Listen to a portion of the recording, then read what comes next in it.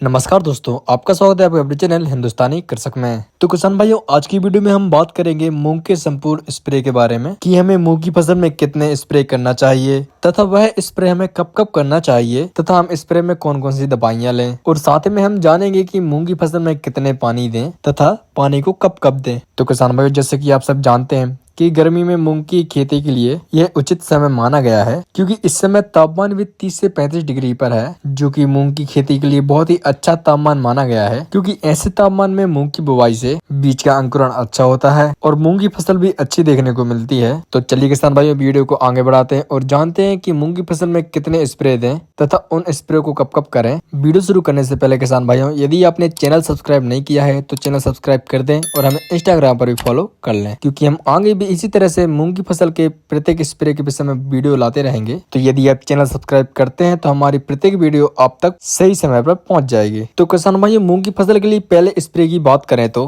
पहला स्प्रे हमें कब करना चाहिए तथा किन किन दवाओं का करना चाहिए।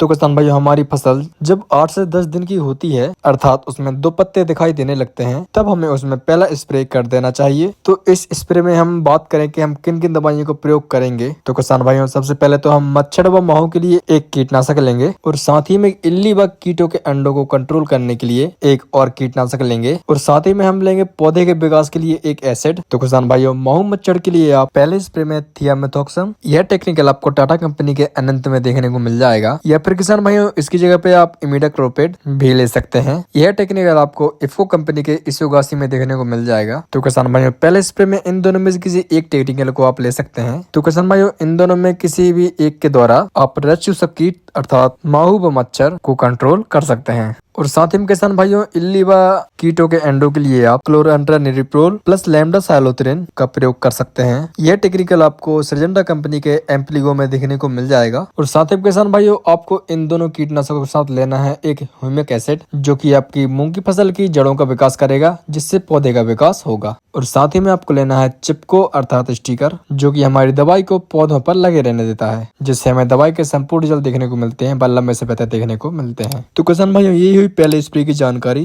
तो अब हम जान लेते हैं कि हमें दूसरा स्प्रे कब करना चाहिए। तो किसान भाई, दूसरा स्प्रे हमें मूंग की फसल में 20 से 22 दिन की अवस्था में करना चाहिए। जब हम हमारी मूंग की फसल में दूसरा पानी देते हैं, उसके 2 से 3 दिन बाद हमें स्प्रे कर देना चाहिए। तो किसान भाइयों, दूसरे स्प्रे में हमको लेना है इल्लियों के लिए कीटनाशक, साथ ही में माहू मच्छर के लिए भी कीटनाशक लेंगे, और साथ ही में हम लेंगे पीजीपी अर्थात प्लांट ग्रोथ प्रमोटर, और इसी के साथ हम लेंगे एनपीके 19-19-19। तो किसान भाइयों, दूसरे स्प्रे में हमें कीटनाशक के रूप में लेना है क्लोरांट्रानिलिप्रोल, जो कि सभी प्रकार की इल्लियों को कंट्रोल करेगा। यह टेक्निकल आपको कोलाजन में देखने को मिल जाएगा। और इसी के साथ में हमको लेना है इमिडाक्लोप्रिड, जो कि आपको इफ्को कंपनी के इसोगासी में देखने को मिल जाएगा, या फिर इसकी जगह आप थियामेथोक्सम यूज कर सकते हैं, जो कि आपको सिजेंटा कंपनी के एक्ट्रा में देखने को मिल जाएगा। तो किसान भाइयों, इन दोनों टेक्निकलों में से रस चूसक कीटों के लिए किसी एक टेक्निकल का उपयोग कर सकते हैं। साथ ही में सावधानी आप ये रखें कि जो टेक्निकल आपने पहले स्प्रे में यूज किया है, उसे दूसरे स्प्रे में दोबारा न दोहराएं। और साथ ही में किसान भाइयों, हम पीजीपी के रूप में लेंगे इफ्को कंपनी की सगारी का, जो कि हमारे पौधे की ग्रोथ को बढ़ाएगा।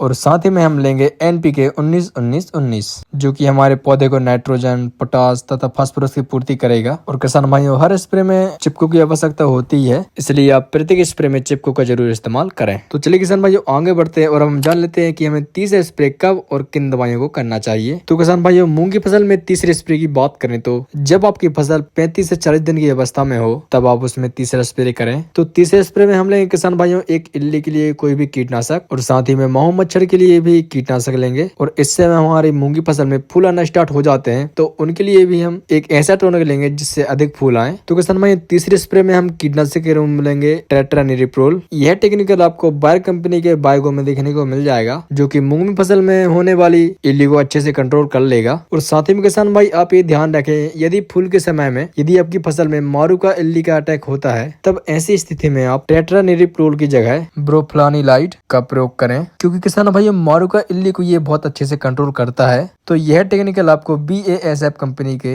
एक्सपोनेंस में देखने को मिल जाएगा। तो किसान भाइयों, आप इन दोनों में से किसी एक टेक्निकल का उपयोग करें। और किसान भाइयों, यदि आपकी फसल में महू मच्छर का अटैक दिखे तो आप थियामेथोक्सम का इस्तेमाल कर सकते हैं। तो किसान भाई, जैसे कि आपको पता है मूंग की फसल में इस समय फूल आना स्टार्ट हो जाते हैं, तो जान लेते हैं फूलों के लिए कौन सा टॉनिक इस्तेमाल करें जिससे कि हमारी फसल में अधिक फूल आए। तो इसके लिए किसान भाइयों, आप किसी भी कंपनी का अमीनो एसिड प्रयोग में ले सकते हैं। यह आपको टाटा कंपनी के बाहर में देखने को मिल जाएगा। साथ ही में यह आपको फेंटेक प्लस में देखने को भी मिल जाएगा। आप इनमें से किसी एक टॉनिक का इस्तेमाल कर सकते हैं। और साथ ही में आप NPK 0.34 का भी इस्तेमाल कर सकते हैं। तो किसान भाइयों, ये हुई तीसरी स्प्रे की बात जो कि मूंग की फसल में आपको करना ही है, क्योंकि किसान भाइयों ये तीन स्प्रे मूंग की फसल में जरूरी होती ही हैं। परंतु कभी कभी इल्लियों का अधिक अटैक होने पर या फिर अधिक अवधि की मूंग की वैरायटी होने पर हमें चौथे स्प्रे की भी जरूरत पड़ जाती है। तो किसान भाइयों, तीसरे स्प्रे के बाद आप प्लॉट की निगरानी करते रहें और यदि आपको लगे कि इल्ली का अटैक है तो आप चौथे स्प्रे में किसी भी एक कीटनाशक का उपयोग कर सकते हैं, जैसे कि थाइडोकॉर्ब। यह टेक्निकल आपको बायर कंपनी के लार्वेन में देखने को मिल जाएगा,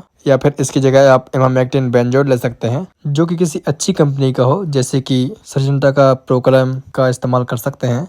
तो किसान भाइयों, इस तरह आपको मूंग की फसल में 3 या 4 स्प्रे की आवश्यकता पड़ती है, जिसकी आपको हमने विधिवत संपूर्ण जानकारी दी है कि कौन से स्प्रे कब करना है तथा स्प्रे में कौन सी दवाइयों का इस्तेमाल करना है। तो किसान भाइयों, इन स्प्रे में हमने अभी तक आपको फंगस के लिए कोई भी फंगिसाइड नहीं बताया, क्योंकि मूंग की फसल में कभी फंगस का अटैक होता है, कभी नहीं होता। तो यदि हमें आगे चल के किसी भी प्रकार का फंगस का अटैक दिखाई देगा तो हम आपको वीडियो के माध्यम से बता देंगे। और साथ ही में हम मूंग के अलग अलग स्प्रे के विस्तार से वीडियो लाने वाले हैं, तो आप चैनल को सब्सक्राइब करके रखें जिससे हमारी वीडियो आपको समय पर मिल जाए। तो मिलते हैं हमारी अगली वीडियो में, जब तक के लिए जय जवान जय किसान।